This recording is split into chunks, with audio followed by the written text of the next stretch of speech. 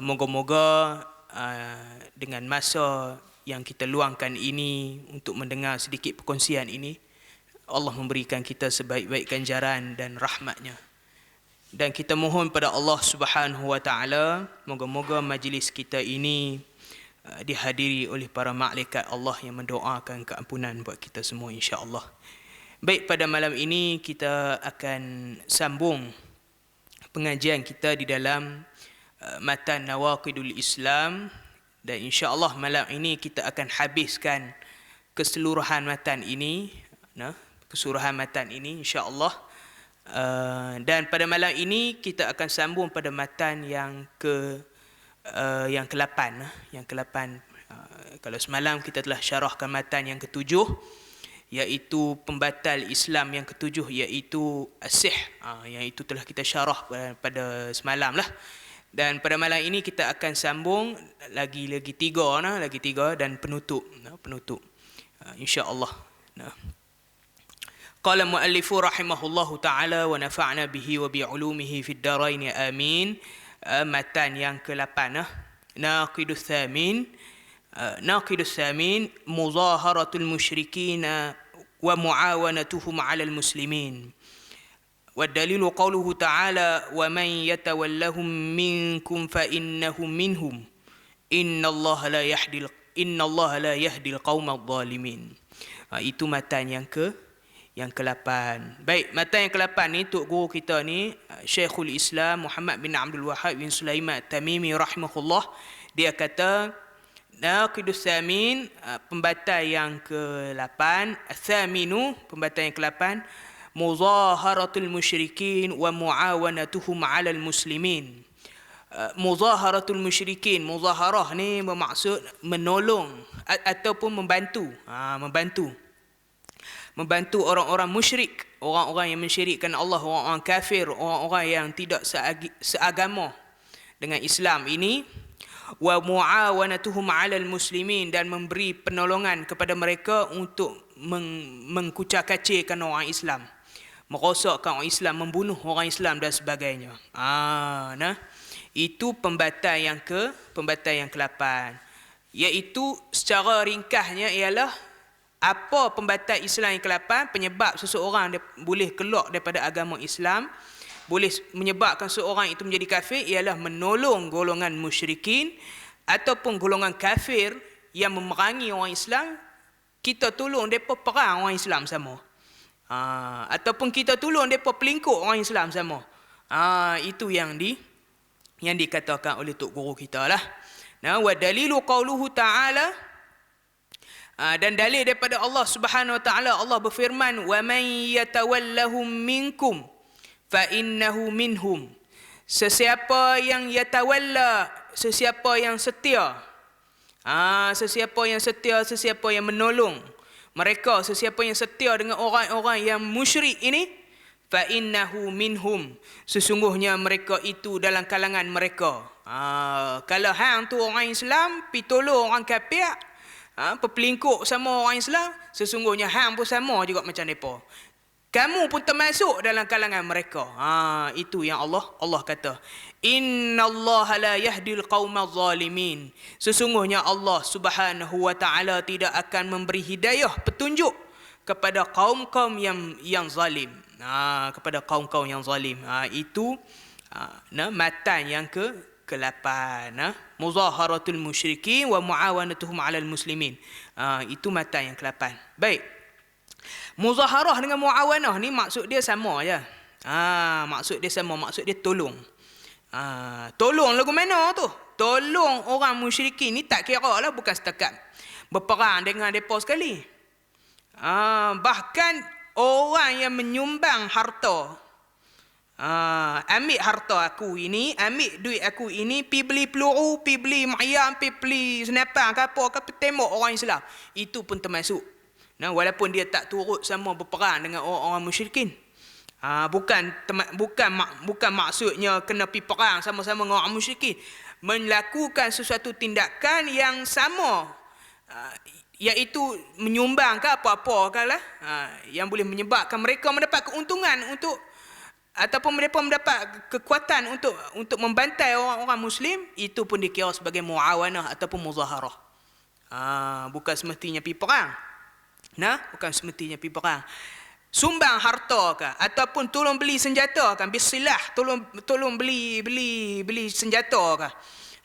Satu negara itu dia tolong satu negara yang lain sumbang senjata kat negara tu, pi bunuh saudara-saudara Islam di Palestin, pi bunuh saudara-saudara Islam di Syria, pi bunuh saudara-saudara Islam di Yaman dan sebagainya. Ini pun termasuk di dalam orang kata apa, golongan-golongan yang muawanah ataupun muzaharah. Muzaharah.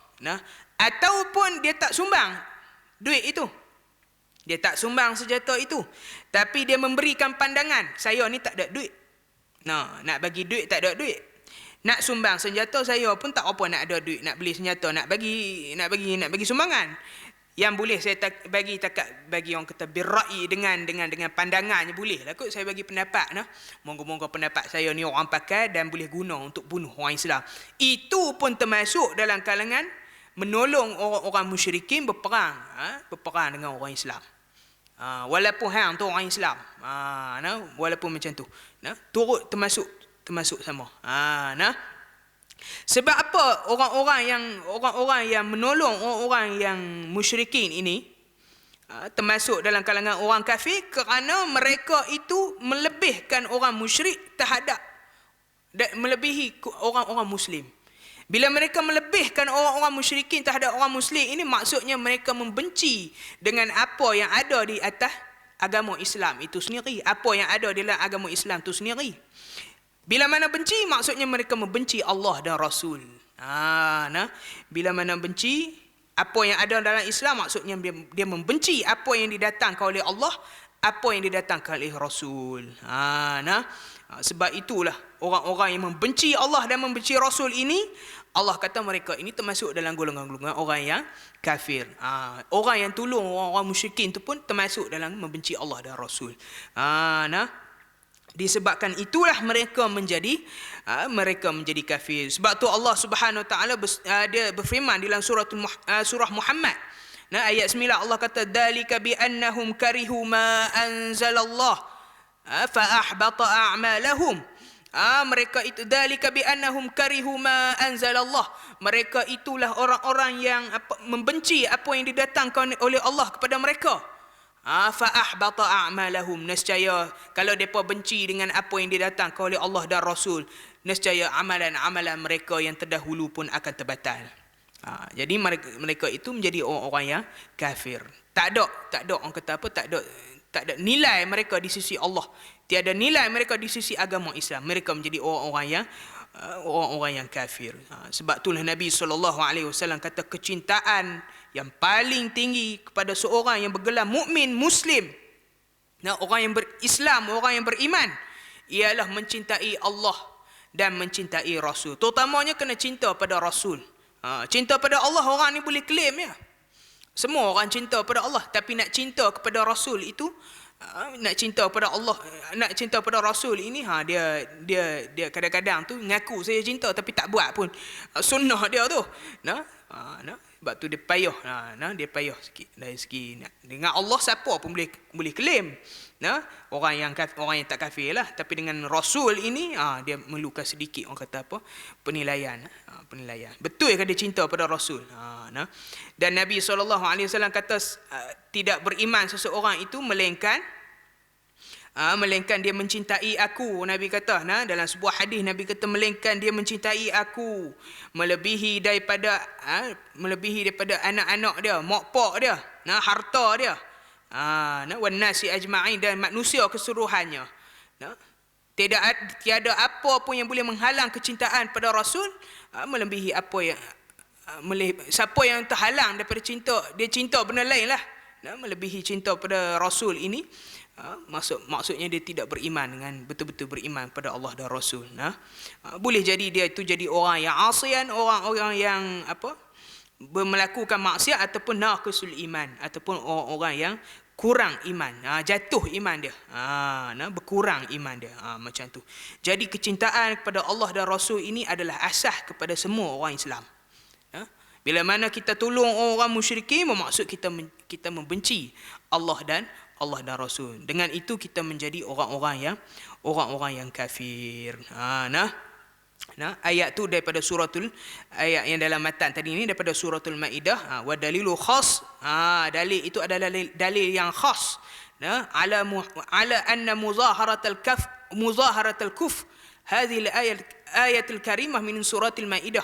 Allah kata dalam suratul Maidah, ya ayyuhalladzina amanu, wahai orang-orang yang beriman, la tattakhidul yahuda wan nasara awliya. Janganlah kamu mengambil orang Yahudi dan orang Nasrani itu sebagai awliya, sebagai pemimpin kamu, sebagai tempat kamu menyatakan kesetiaan. Tu Allah kata, ba'duhum awliya'u ba'd. Sebahagian mereka setia pada sebahagian yang lain. Allah kata, wa man yatawallahum minkum fa innahu minhum. So siapa yang setia kepada mereka, setia kepada orang Nasara ataupun orang Yahudi ini, mereka termasuk dalam kalangannya. Dia pun termasuk dalam kalangan mereka itu. Jadi kesetiaan kita ni hanya pada Islam, secara total, secara mutlak. Dalam Islam kena clear hak tu. Bab agama setia hanya kepada Islam saja, tak boleh pada agama-agama yang lain. Tapi kalau bab-bab yang tidak ada kaitan dengan Islam, contoh bab muamalat ke, urus niaga, jual beli ke, apa-apa ke, ni orang kata pula, tak boleh berkawan langsung lah dengan orang kafir ni. Bukan lagu tu. Bukan lagu tu. Boleh berkawan. Tapi bila masuk ke dalam perkara-perkara yang basic ini, dia kena kembali. Kesetiaan kena kembali kepada Islam. Bab-bab lain nak setia tak apalah, nak berkawan tak apalah. Nak menego ke, nak buat apa, nak jadi partnership ke apa ke, nak buka syarikat sekali kan, nak kongsi modal, nak buka syarikat. Tak apa. Tapi bab Islam tak boleh.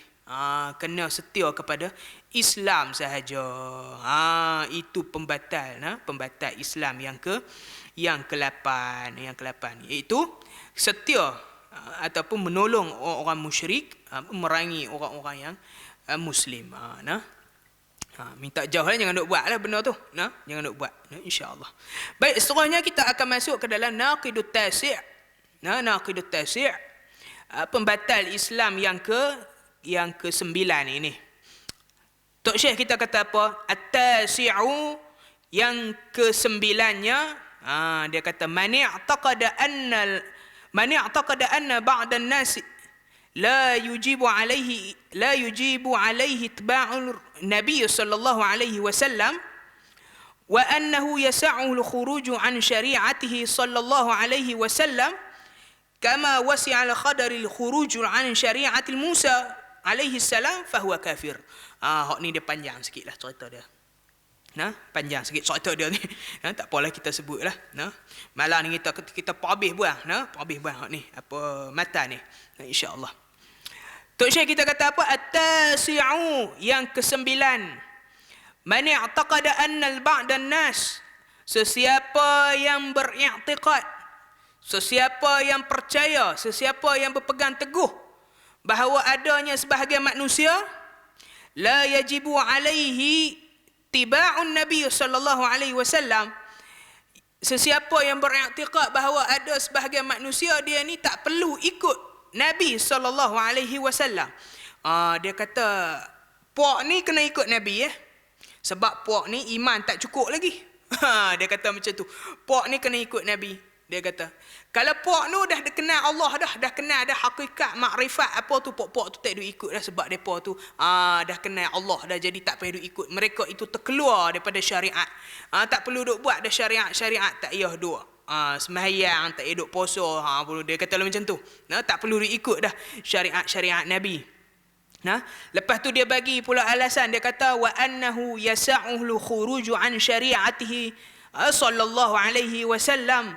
Dia kata mereka itu boleh keluar daripada syariat Muhammad sallallahu alaihi wasallam.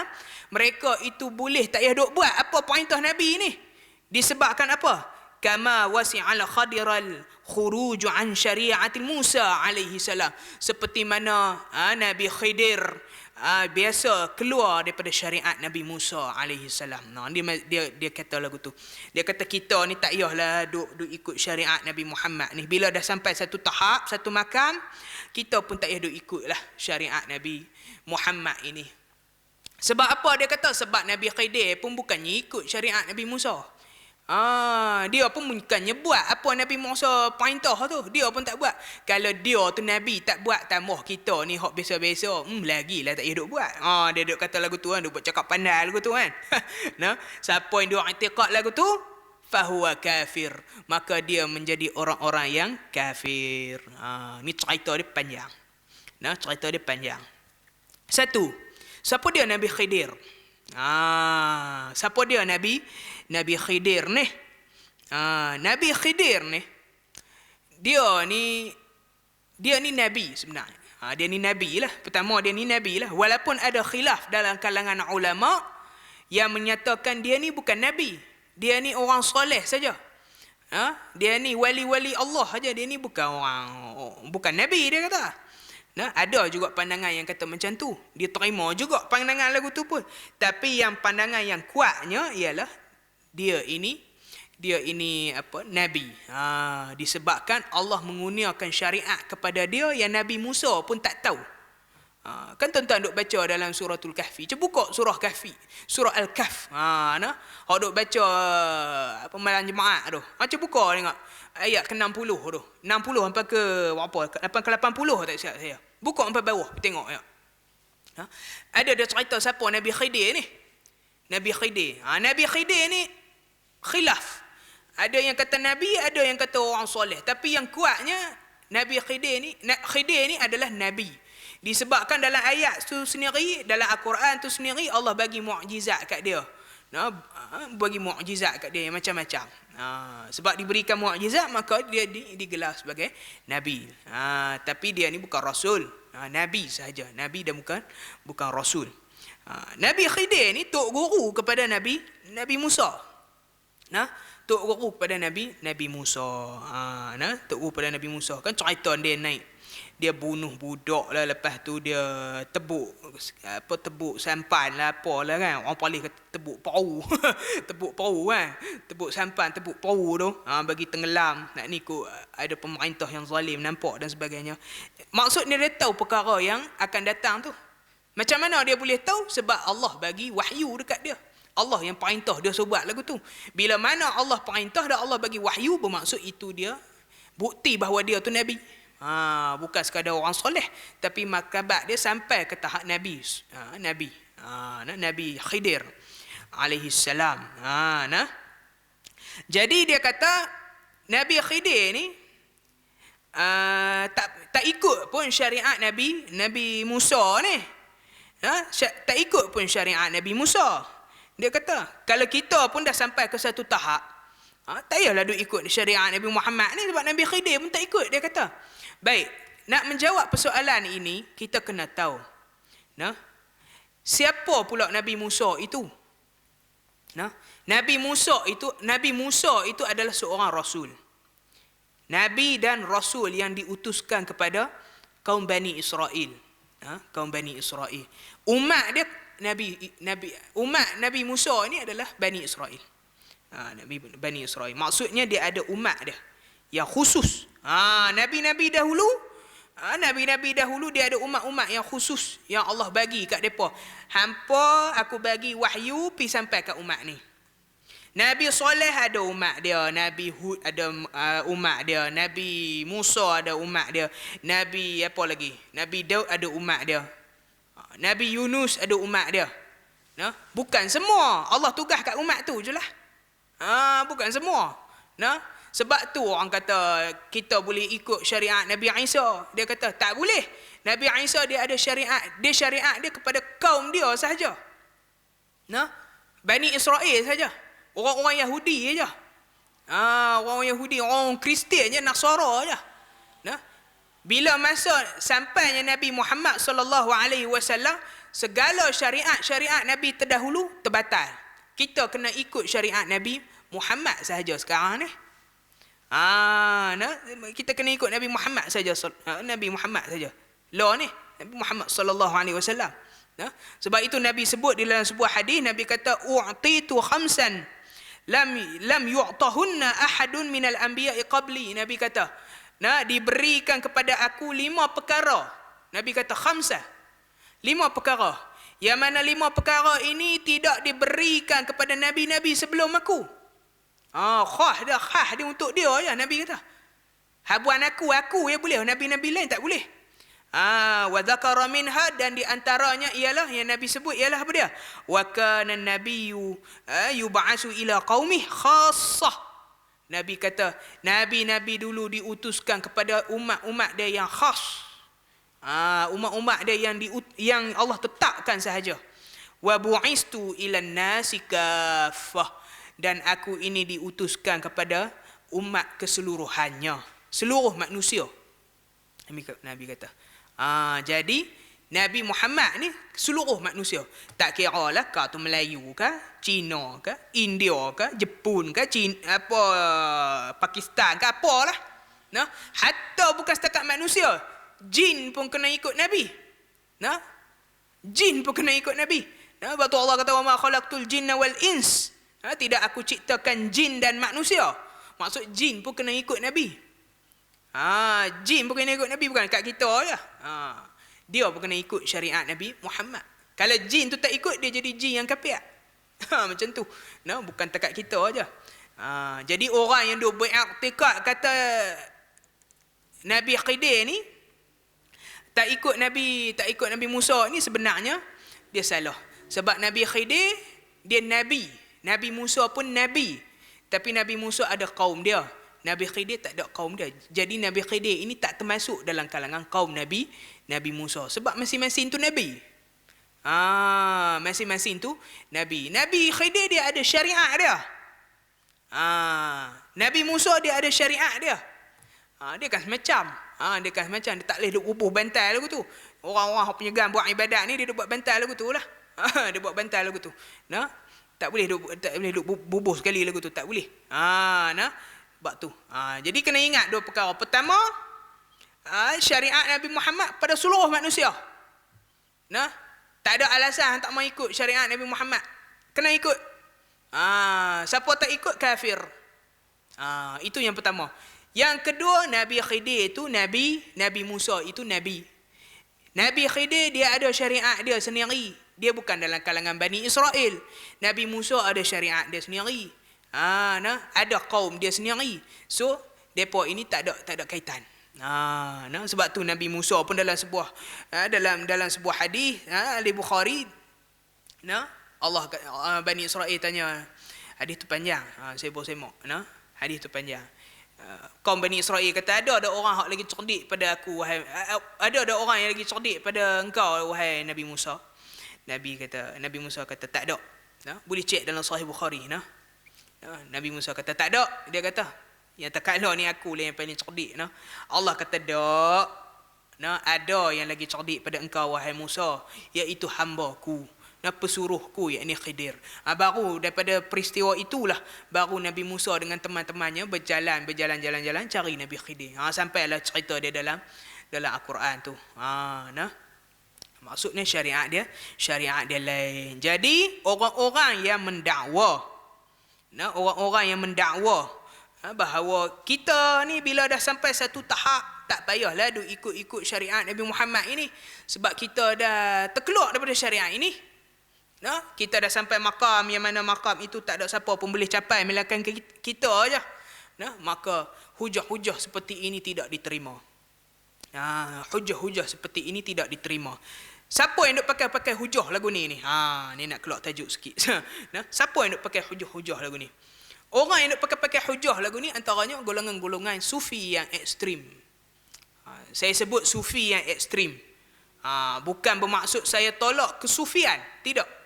Bukan bermaksud saya tolak tasawuf, tidak.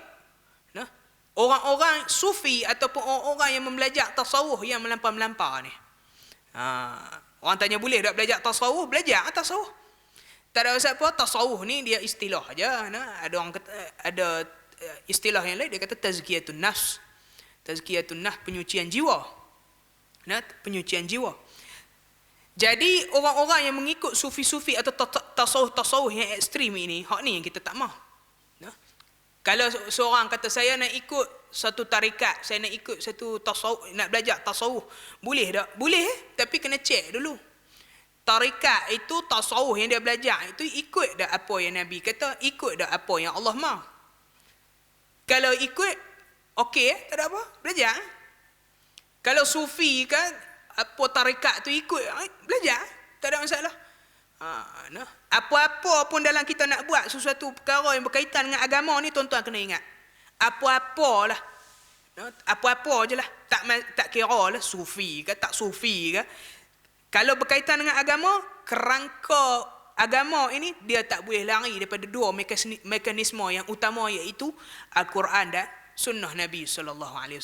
Al-Quran dan hadis. Kena ada sandaran. Lain pada bab agama, kan nak buat lah. Kan nak buat lah. Lagi tak ada hukum yang kata benda tu haram, lagi tak ada kata hukum apa benda tu tak boleh buat, akan buat. Tapi kalau nak buat sesuatu benda yang berkaitan dengan agama ini, kena balik ke dalam Al-Quran dan sunnah, kena rujuk balik. Sufi ke apa ke. Jadi orang-orang sufi yang ekstrim ni, balik pada tajuk. Jadi orang-orang sufi yang ekstrim ni sering kali mendakwa bila kita dah sampai satu makam, kita tak perlu lagi ikut syariat Nabi Muhammad sallallahu alaihi wasallam. Kalau dulu ada tarikat nama Hubbiyah. Saya suka nama tarikat tu. Hubbiyah, kecintaan. Kecintaan.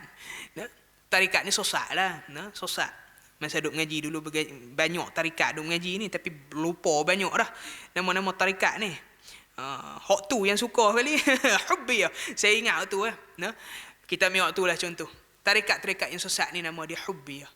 Hubbiyah ni Tok Guru dia kata, bila kita dah sampai rasa cinta kepada Allah Subhanahu Wa Taala, bila kita dah kenal Allah, bila dah tahu Allah tu macam mana, dan Allah pun tahu kita macam mana, kita pun rasa timbul cinta pada Allah tu tak sangga-sangga, meluap-luap. Dia kata tak perlulah buat lagi amalan-amalan ni, syariat-syariat ni, sebab tak wajib dah buat kita. Dia kata macam tu. Sampai Tok Guru dia tu, Tok Guru tarikat Hubbiyah tu, dia keluar pergi ke pasar. Dia kata bila masa dah sampai kecintaan pada Allah ini, hilangnya rasa malu di dalam diriku ini, dia kata. Sehingga mana dia londeh baju seluar dia telanjang, dia pergi ke tengah nak, dia tayang habis badan dia. Dia kata, orang tengok, apa kawan tu tak pakai baju lah, telanjang bogel pula. Dia kata, tak ada. Tak hidup malu dengan orang-orang ni. Dia kata, tak hidup malu-malu. Kita ni nak malu dengan Allah aja. Dengan orang-orang ni tak hidup malu. Dia tayang habis, dia telanjang. Dia kata, Hubbiyah, cinta kepada Allah. Tu, kata hak tarikat pelik-pelik ni. Allah. Ini sufi yang ekstrim. Dan puak-puak ni sentiasa akan cari cara macam mana dia nak ikut tarikat yang lah kali tak duk buat syariat Nabi. Mayang tak iyo. Mayang tak iyo, puasa tak iyo, buat keluar zakat pun tak iyo. Zakat pula tak buat keluar zakat pun tak. Dia akan buat haji pun tak payah. Dia akan buatlah syariat-syariat yang baru. Bila dah sampai cinta, tak payah duk buat syariat-syariat ni. Itu tarikat pelik-pelik. Sama juga macam orang-orang yang buat wahdatul wujud ni. Sebelum pada wahdatul wujud tu, konsep belum wahdatul wujud ni, dia konsep ittihad dengan hulul. Ittihad dengan hulul. Ittihad ni pelopor dia ni orang gila, nama dia Husain ibn Mansur al-Hallaj. Ini pelopor kepada fahaman ittihad. Fahaman ittihad. Ittihad ni dia kata maksudnya macam mana? Husain ibn Mansur al-Hallaj ialah orang yang hidup di zaman Abbasiyah, di bawah pemerintahan Mu'tazilah. Husain ni al-Hallaj dia kata satu hari dia kata dia telah mencapai makam fana. Dia kata ni cerita tinggi sikit lah, kalau boleh ikut-ikut lah. Al-Hallaj dia kata satu hari dia telah mencapai suatu makam yang fana. Fana ni apa? Fana ini makam tenggelamnya cinta dia kepada Allah keasyikan dia dalam mengenal Allah. Dia kata bila dah sampai fana, dia kata aku akan mencapai tahap baqa. Tahap baqa. Baqa ni apa? Baqa tu Tuhan, tu Allah tu mai duduk dalam badan dia. Lalu berlakulah ittihad. Tu yang nama konsep tu, ittihad. Lalu berlakulah ittihad, pergabungan dia dengan Allah. Allah tu jadi dia, dia tu jadi Allah. Sebab tu dia buat keluar apa qaul apa kata-kata yang macam-macam ni. Dia kata apa, Allahu fi jabbati, Allahu fi jabbati, Allah di dalam jubah aku, Allah duduk dalam jubah aku. Bersatu sekali. Allahu fi jabbati, dia kata. Lebih teruk dia kata anal haq, anal haq, la ilaha illa ana, saya adalah Tuhan yang maha benar, akulah sang yang maha benar. Dia kata tidak ada Tuhan melainkan aku. La ilaha illa ana, kan dia kata macam tu. Jadi qaul-qaul yang seperti ini, kata-kata yang seperti ini, frasa-frasa yang seperti ini keluar daripada mulut Al-Hallaj. Bila sampai ke dalam bila sampai berita ini kepada pemerintah Mu'tazilah, sultan masa tu, pemerintah masa tu Mu'tazilah, zaman Abbasi, dia menjatuhkan hukuman kepada Al-Hallaj. Tangkap Al-Hallaj ini, Husain bin Mansur Al-Hallaj ni tangkap dia. Tangkap dia, bunuh dia. Bawa masuk penjara, bunuh, hukum bunuh. Orang pun tangkap lah dia. Dia tak takut dia tu jadi Allah dah. Dia tak takut. Tangkap dia, bunuh dia. Lalu jasadnya dilempar ke dalam sungai Furat di Iraq. Ataupun kita panggil sungai apa lah ni? Bahasa Inggeris Furat ni sungai Euphrates. Euphrates. Tak tahu sebut Sungai Furat. Dilempar apa orang kata, jasad dia ke dalam sungai Furat. Bila mana dilemparkan, adalah cerita-cerita daripada pengikut-pengikut dia. Dia kata mengalirnya darah daripada badan Al-Hallaj ini di dalam sungai Furat. Darah-darah itu menitih-nitih, dan setiap kali menitih tu darah-darah tu bercakap. Sebab darah tu pun jadi Tuhan dah. Darah tu boleh cakap. Darah tu setiap kali dia ulang la ilaha illa ana, anal haq, la ilaha illa ana. Maipek lah. Tak betul pun. tak betul pun. Darah tu duk zikir tu. Anal haq, la ilaha illa ana. Saya sang yang maha benar. Saya sang yang maha benar. Tiada Tuhan yang melainkan. Tiada Tuhan melainkan saya. Dia kata macam tu lah. Itu salah satu orang kata contoh kepada fahaman-fahaman yang menyeleweng, yang mana menafikan syariat Nabi SAW bila dah sampai satu makam. Banyak lagi lah orang kata, kalau nak bincang bab pemikiran ni, banyak lagi. Ada macam-macam kulabiyahnya, ada yang batiniyahnya. Itu ada pok-pok batiniyah. Dua orang tu tak mahu sebut nama lah. Belah-belah ni lah juga. Belah-belah utara lah juga kan. Duk dakwa hakikat makrifat ni. Dia kata dia kenal Allah lah, apalah, kena kenal Allah dulu. Orang-orang yang belajar fiqh ni tak kenal Allah. Dia kata lagu tu yang tak mahu mayang. Dia modus operandi dia sama aja. Nak scammer orang ni sama aja. Dia scammer jenis tu. Dia scammer jenis tu, jenis tak mahu buat apa? Tak mahu buat ibadat ni. Ada orang dia scammer jenis lagu lain, jenis duit dan sebagainya. Macam tu lah, sama aja, lebih kurang aja. Dia lebih kurang aja. Macam tu. Jadi kita patut jaga-jaga dan elakkan daripada terjebak dengan fahaman-fahaman yang seperti ini, batiniyah, macam-macam lah ni, Naqshbandiyah. Naqshbandi tu yang difatwakan sesat oleh Jakim. Kena berhati-hatilah. Al-Arqam dulu ni ada.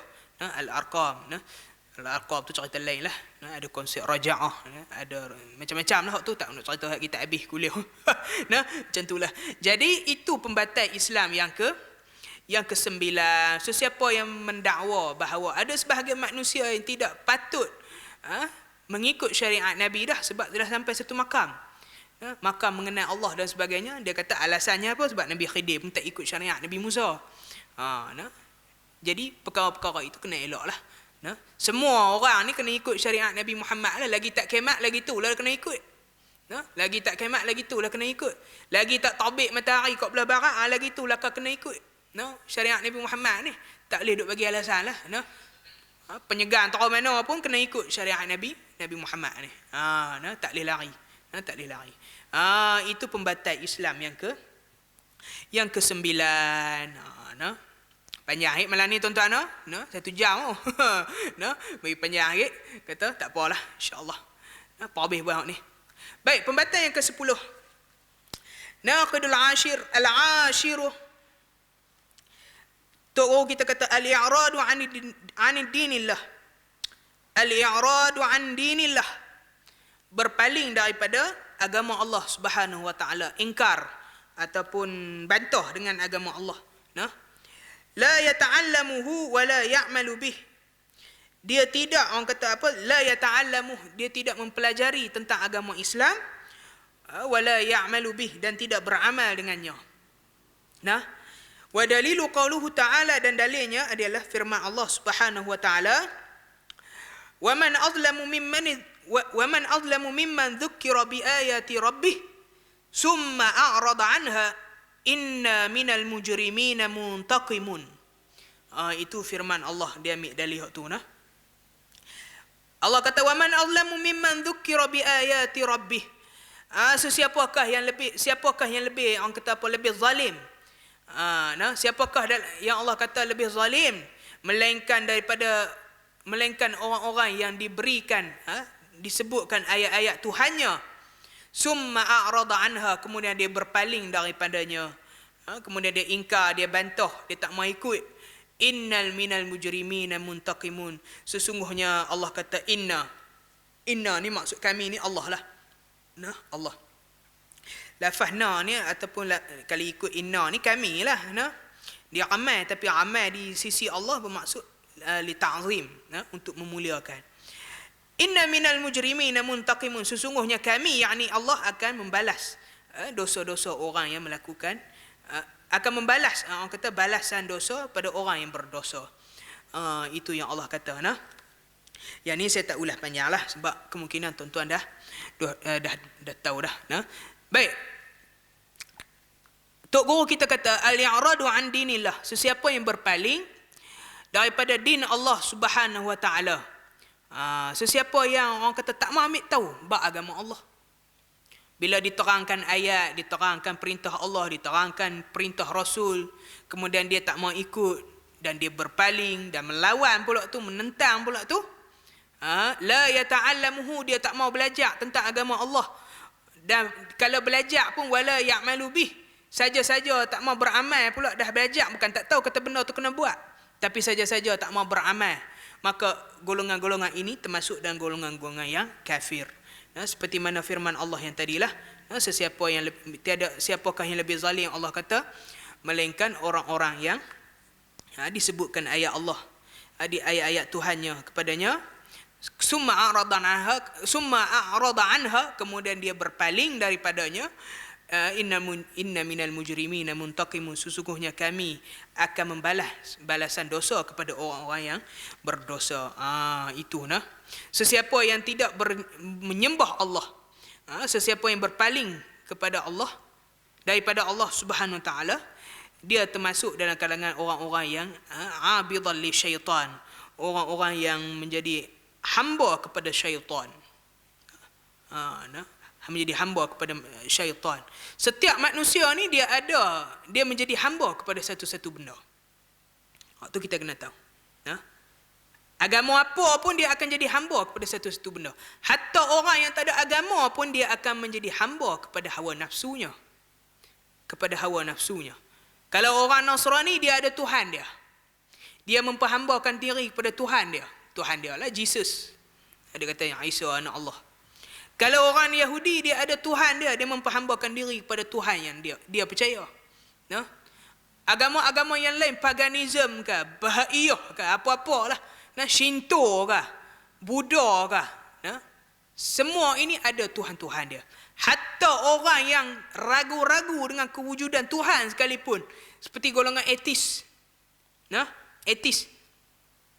ataupun Arab kata apa, mulhid, orang-orang yang mulhid ini, orang-orang etis ini, mulahidah, orang-orang etis. Mereka pun menjadi hamba kepada syaitan, menjadi hamba kepada hawa nafsu dia.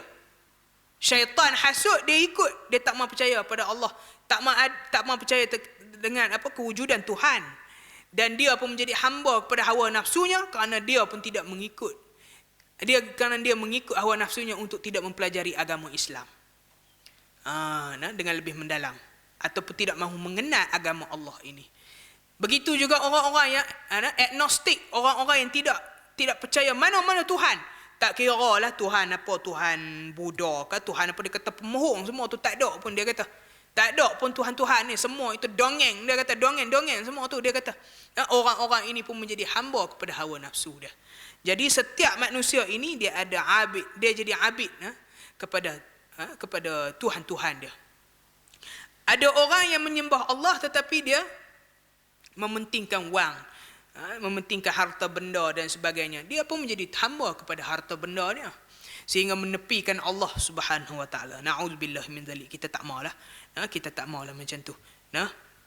Kita tak mau macam tu. Itulah insya-Allah sedikit sebanyak berkenaan dengan naqidul ashir. Naqidul ashir. Pembatal Islam yang ke-10. Habis dah tuan-tuan. Tu dia. Pembatal Islam ni, nawaqidul Islam ni habis dah. Mata-mata Islam ni habis dah. Habis dekat malam ni. Sekejap lagi kita insya-Allah kita akan hurai sedikit penutupnya. Penutupnya apa dia? Tok Syekh kita kata, wala farqa fi jami'il hazihi an-nawaqid bain al-hazili wa jaddi wal khaifi illa mukrah. Tok Syekh kita kata, wala farqa fi jami'il hazihi an-nawaqid. Tidak ada bezanya. Tok Syekh kita kata, tidak ada bezanya pada keseluruhan pembatal-pembatal Islam ini. Pembatal-pembatal Islam itu.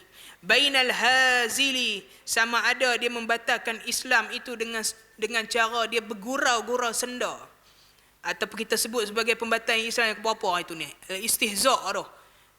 Ada orang dia membatalkan Islam dia dengan istihza', dengan melakukan orang kata olok-olok tentang agama Islam ini. Olok-olok dengan solat, masuk dalam soh buat menari-menari. Ada saya duk tengok tu, tak tahulah tak mana. Masuk dalam soh, kata teruk semua perangai lah. Kita tak mau sembahyang. Kita tak mau sembahyang, tak apa. Bukanlah tak apa. Kita tu kalau tak mau sembahyang pun, janganlah duk tunjuk orang kata apa perangai lagu tu huduh. Sebab apa? Dia memberikan impak yang teruk, terutama pada agama Islam. Orang yang bukan Islam tengok orang Islam ni tak ada beza pun dengan agama aku.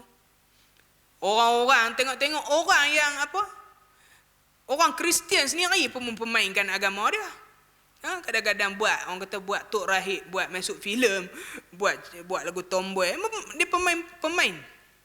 Tu agama dia sendiri. Kalau kita pun buat perangai lagu tu, kita pun istihza' dengan agama. Kita pun bergurau senda dengan perkara-perkara agama. Kita tak ada beza dengan orang lain, dengan agama-agama lain.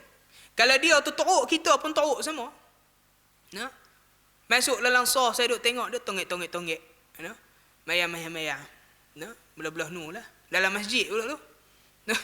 Kalau dulu ada video tu Arak 3 orang duk semayang tengah padang pasir. Seorang jadi imam, 2 orang jadi makmum belakang tu. Dia mayang atas pasir. Pasir tu macam bukit lagi. Pasir. Elok-elok duduk antara 2 rokok tu. Duduk antara 2 sujud tu. Tu imam tu sujud lah. Hak belakang ni dia korek lubang kan. korek lubang tu imam tu panggung terguling kat belakang kan. Jatuh. Orang kata orang polis kata terpungging kat belakang kan. Tertonggek kat belakang. Main. Ada pula yang duk rakam pula. Ada pula yang duk rakam perbuatan tersebut. Istihza'. Bukan tak tahu kata benda tu tak boleh saja nak buat. Tak boleh. Silap boleh menyebabkan kepada berlakunya pembatal, dia jadi pembatal kepada Islam. Boleh mengeluarkan seorang daripada Islam. Kalau orang kita pun ada duk kata lagu tu lah, pergi pada mahsyar dia kata hangat, dia kata mau jual ayat laku lah, dia kata lagu tu mahsyar hangat, mau jual ayat laku, dia kata orang pakai hangat habis. Balik sana mau tak bertobat tanggunglah cik oi, cakap lagu tu tak boleh. Tak boleh duk cakap lagu tu, tak boleh. Insya-Allah. Jadi adapun Tok Syekh kita kata tiada beza dia di antara orang-orang yang membatalkan Islamnya, daripada jenis-jenis pembatal Islam ini, sama ada dia hazil, sama ada dia bergurau-gurau dengan perkara agama ini, wal jad, ataupun dia orang kata apa, bersungguh-sungguh. Dia tahu kata benda tu tak boleh buat, tapi dia saja juga nak buat. Dia jedih, orang kata dia saja juga nak buat.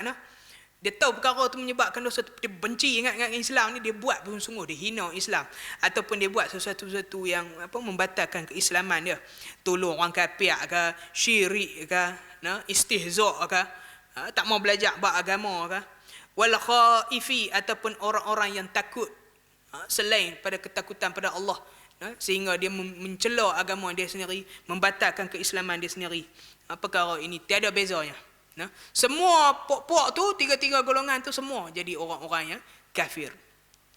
Tok Guru kita kata, illa mukrah, melainkan orang-orang yang dipaksa. Kalau orang yang paksa, dia kata cerita lain. Illa mukrah, melainkan orang-orang yang dipaksa. Dipaksa ni cerita lain.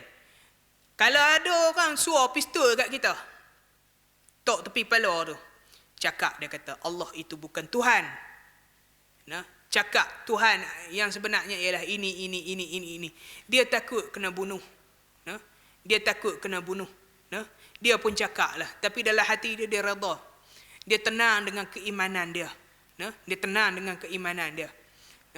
Maka golongan-golongan ini tidak termasuk dalam kalangan-kalangan orang yang terbatal keislamannya. Macam contohnya yang berlaku pada anak pada Sumayyah. Tuan-tuan mungkin ingatlah cerita Sumayyah kan, yang disula oleh Abu Lahab tu. Mungkin ingat. Yang mana Sumayyah itu bermati-matian. Suami dia pun Yasir pun, suami dia pun Yasir ini bermati-matian, tak mau mengaku bahawa Lata dengan Uzza itu adalah Tuhan. Lalu mereka dibunuh. Tetapi Ammar ini mungkin masa tu dia masih lagi, orang kata anak muda, masih lagi budak-budak, dia takut. Dia mengaku juga depan Abu Lahab. Orang lepas dia, Lata dengan Uzza tu dia kata Tuhan.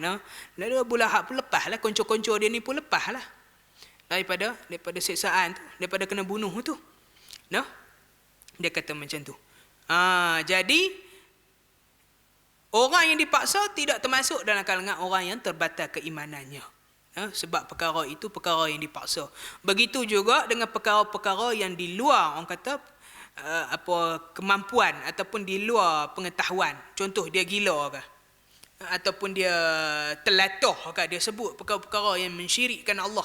Jadi dia tidak terkeluar daripada daripada daerah orang-orang Islam. Macam itulah. Insya-Allah. Baik. Tok Syekh kita kata apa lagi? Wa kullaha min a'zamin nawaqidil wa kullaha min a'zami ma yakunu khataran. Dia kata semua itu, yang tadi ni, yang 10 ini, semua 10 perkara yang membatalkan, orang kata keimanan ini, daripada syirik sampai ke i'rad ni, semua perkara itu ialah a'zam, perkara-perkara yang besar, yang boleh menyebabkan, orang kata ma yakunu khataran, boleh menyebabkan bahaya kepada diri kita. 10 perkara besar yang boleh menyebabkan bahaya, kemudaratan. Wa min aksari ma yakunu wuqu'an, dan dikatakan 10 perkara ini banyak terjadi pada masa kini, pada zaman dia tulis ni lah. Dia tulis matan ini. Pada zaman Tok Syekh dia tulis matan ni. Bukan zaman tu sajalah, kalau tengok law pun banyak duk jadi juga. Bukan zaman dulu, bukan kata zaman law tak ada dah lagu tu, tak ada dah. Sama juga. Bahkan lagi teruk lagi. Jadi juga. Semua ini dia kata banyak jadi pada masa kini. Fayanbaghi lil muslimi an yahdharaha wa yakhafa minha ala nafsihi. Jadi hendaklah dia kata pada setiap muslim itu, hendaklah dia tahzir, hendaklah dia berjaga-jaga, dia berhati-hati, hendaklah dia berhati-hati daripada melakukan 10 perkara ini. Wa yakhafa minha ala nafsihi, dan hendaklah dia takut daripada perkara ini agar terjadi pada dirinya. Kena berjaga-jaga untuk kita kata Nah, 10 perkara ini jangan duk buat, kena jaga-jaga, dia kata. Nah, hendaklah kamu takut tentang 10 perkara ini, jangan duk buat. Nah, takut-takut kamu jadi orang-orang yang kafir. Allah tak redha. Nah, Allah tak redha. Dia kata lagi, na'udzubillahi min mujibati ghadabih. Nah, hendaklah jadi marilah kita berlindunglah daripada Allah. Nah, kita berlindung kepada Allah daripada perkara-perkara yang boleh menyebabkan kemurkaan dia. Hendaklah kita minta kepada Allah Subhanahu Wa Taala. Tok Syekh kita kata daripada perkara-perkara yang boleh menyebabkan kemurkaannya. Dia kata macam tu. Wa alimi iqabih, dan perkara-perkara yang boleh menyebabkan dan pedihnya azab-azab. Pedihnya azab Allah Subhanahu Wa Taala. Takat itulah. Takat tu dia punya matan dia. Wa sallallahu. Tok Syekh kita kata, Tok Syekh kita akhiri matan kita dengan selawat ke atas Nabi sallallahu alaihi wasallam. Ini orang kata adab kita dengan Nabi, adab kita dengan Allah, dengan Rasul. Wa sallallahu ala nabiyyina Muhammad wa ala alihi wa sahbihi wasallam. Tok Syekh kita mengakhiri matan kita dengan selawat ke atas Nabi kita Muhammad dan ahli keluarganya dan seluruh sahabat-sahabatnya. InsyaAllah.